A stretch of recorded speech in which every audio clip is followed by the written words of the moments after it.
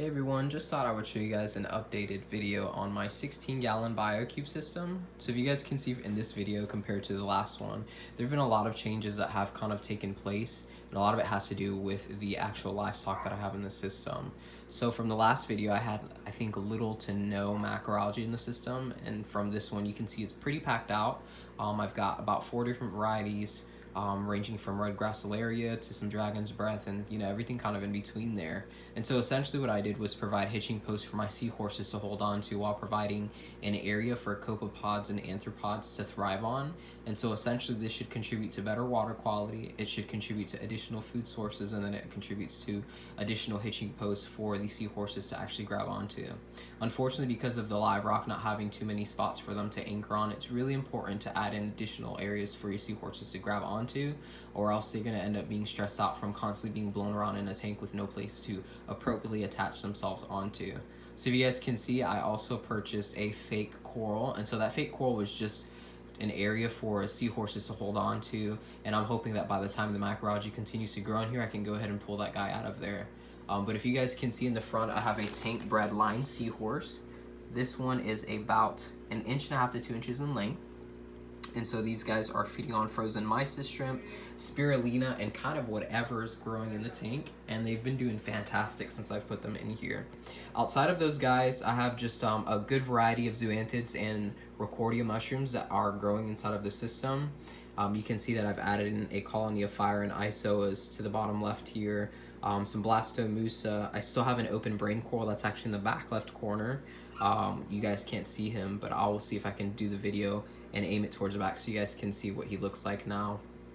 And then I also have a clownfish, and then I have a damsel. The damsel is actually going to be on his way out of here. He actually was beat up by some tank mates in my friend's fish tank. She asked for me to just kind of take care of him to see if I can nurse him back.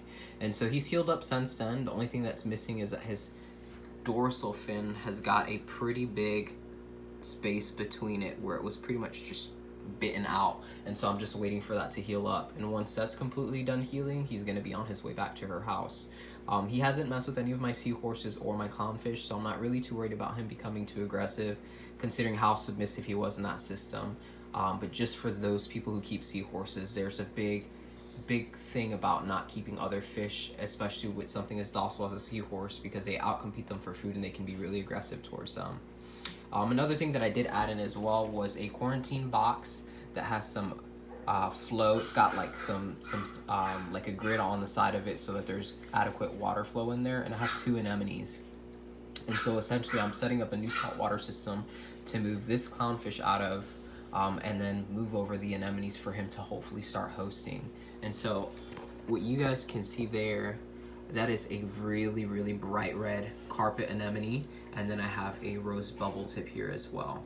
Unfortunately, the description was pretty vague, so I won't know until a few months from now if it's a mini maxi carpet or if it's actually a Haddonai anemone, which is a full-size anemone. And if that's the case, I will be having to upgrade to about a 75-gallon system or larger, just because the diameter of one of those anemones can reach over 18 inches around, which is pretty crazy. But essentially that's just kind of like my tank setup. I'm gonna see if I can get a closer shot of the anemone. There you go. You guys can see that thing is bright red, and under actinics this thing is freaking ridiculous.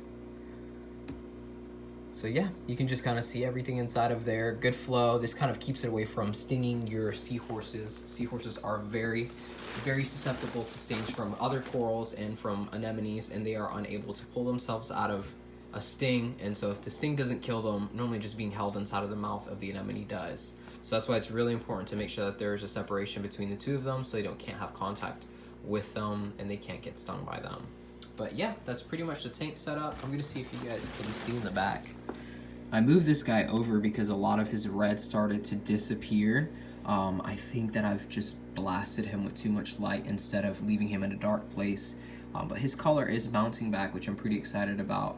So he looks like he's doing pretty good and kind of just in a hidden area. I'm not able to enjoy him like I did before. He was up towards the front of the tank, but I'm hoping that once the new system gets set up, that's going to be one of the corals that I can move over there so that I can kind of just have it popped out. For as expensive as it is, you definitely want to see it and not have it hidden in the corner of a tank where it's not seen. But yeah, if you guys have any questions or comments, feel free to comment below. If you have any questions in regards to seahorse care, I can definitely do a setup video, care video, feeding video, whatever you guys request there. So feel free to subscribe to my channel if you're looking forward to seeing videos related to fish care and reptile keeping. By all means, I will keep you guys posted. So once again, thanks for watching. We'll see you next time.